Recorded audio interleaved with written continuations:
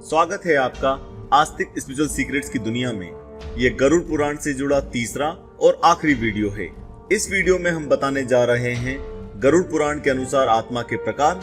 इसके अलावा हमारे पास आए हजारों सवालों का जवाब कि क्या गरुड़ पुराण को घर में रखना शुभ है, और सभी लोगों के लिए गरुड़ पुराण में दिया गया संदेश। इस वीडियो को एंड तक देखना, और यदि इस वीडियो को अभी तक लाइक नहीं किया है तो तुरंत कर लें। तो शुरू करते हैं आत्माओं के सूक्ष्म विवेचन से, यानी कि सूक्ष्म परीक्षण से। इस पृथ्वी पर 4 प्रकार की आत्माएं पाई जाती हैं। कुछ व्यक्ति ऐसे होते हैं जो अच्छाई और बुराई के भाव से परे होते हैं। ऐसी आत्माओं को फिर से जन्म लेने की जरूरत नहीं होती। वे इस जन्म मृत्यु के बंधन से परे होते हैं। इन्हें असली संत और असली महात्मा कहते हैं। इनके लिए अच्छाई और बुराई कोई अर्थ नहीं रखती। इनके लिए सब बराबर हैं। इनको सबसे प्रेम होता है, किसी के प्रति घृणा नहीं होती है। इसी तरह कुछ ऐसे व्यक्ति होते हैं जो अच्छाई और बुराई के प्रति सम होते हैं, यानी कि दोनों को समान भाव से देखते हैं।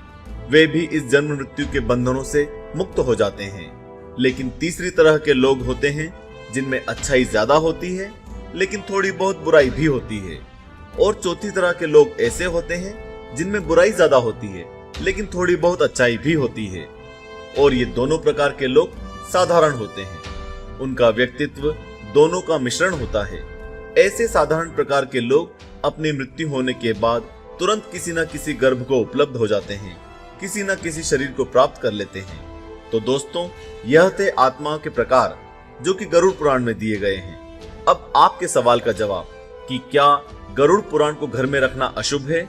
कुछ लोगों में यह भ्रांत धारणा बनी है कि इस गरुड़ पुराण सारोद्धार यानी कि प्रेत कल्प को घर में नहीं रखना चाहिए। केवल श्राद्ध आदि प्रेत कार्यों में ही इसकी कथा सुनते हैं।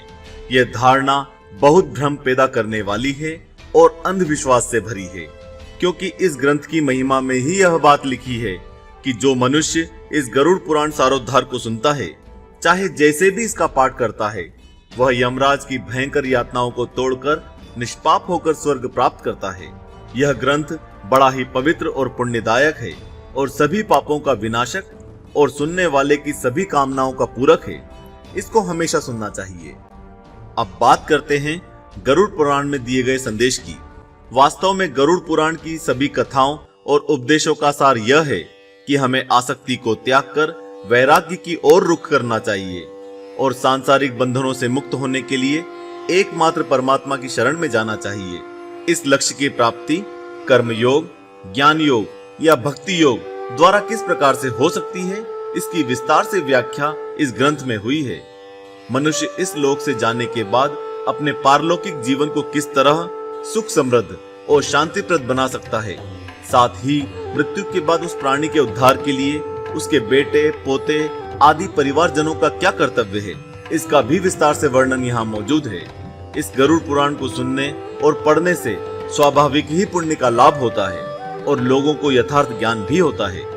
यदि अभी भी आपके मन में कोई डाउट या सवाल हो तो कमेंट बॉक्स में कमेंट करके पूछें, और साथ ही अपना सुझाव भी कमेंट बॉक्स में लिख के भेजें। हमारे चैनल को सब्सक्राइब करने के लिए नीचे बने लाल बटन पर क्लिक करके इसके बाद जो बेल आइकन आए उसे दबा दें। हमसे व्हाट्सएप पर जुड़ने के लिए सामने आ रहे मोबाइल नंबर पे मिस कॉल मार के जुड़ सकते हैं।